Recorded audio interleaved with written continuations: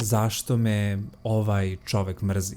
To pitanje ljudi postavljaju sebi kada ne mogu da razumeju zašto se prema njima neko loše ophodi, ako mu ništa loše nisu uradili.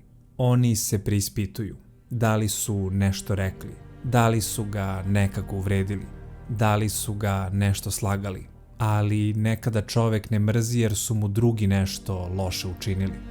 On često mrzi druge da ne bi mrzeo sebe, da bi se zaštitio od sopstvene mržnje, da ne bi priznao sebi da mrzi sebe. On je iskazuje na drugima.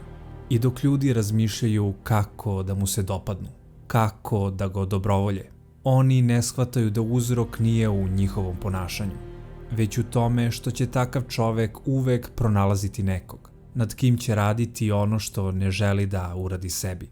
Jer lakše je povrediti drugog i gledati njegovu ranu, nego pogledati u sebe i videti svoju.